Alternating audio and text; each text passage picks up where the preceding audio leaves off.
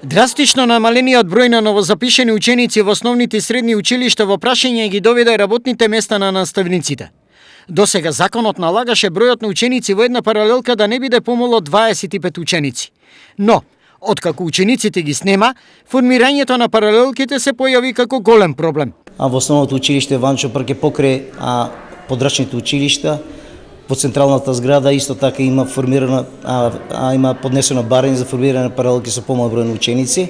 Исто така е поднесено барање за формирање на комбинирани паралелки во подрачните училишта. Имаме барање за 3 паралелки во прво оделение со по 16 ученика и во подрачните училишта во населба Македонка за комбинирани паралелки во село Чардаклија и село Почивало. Истиот проблем го имаат и средните училишта, со тоа што некои од нив веќе долго имаат повеќе наставници отколку ученици.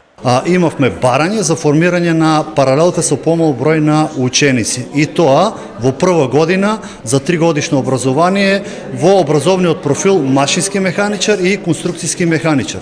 Во првиот уписен рок, во јунскиот уписен рок, имаме само 14 ученика и затоа побаравме од Министерството да ни одобрат класот комбиниран. Од друга страна, дилемата дали работната судбина на некои наставници е доволна причина за нови законски измени и вештачко формирање на паралелки, ја расчистува Билјана Казанџиска. Наставниот кадар се останува ист, а согласно законот, новиот закон, предложен од Министерството за образование, сега бројот на ученици законски се намалува, веќе нема да биде до 34 ученика, туку од 18 до 24, а овие одлуки што ги носи Советот, односно мислење што дава Советот, секоја година училиштата доставуваат вакви барања, ние ги понатаму проследуваме до Министерството за образование и наука, каде што се даваат согласности за формирање на паралелки со помал број на ученици.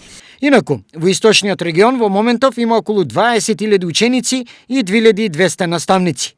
Статистиката покажува дека на секој 9 ученици во регионот има по еден наставник.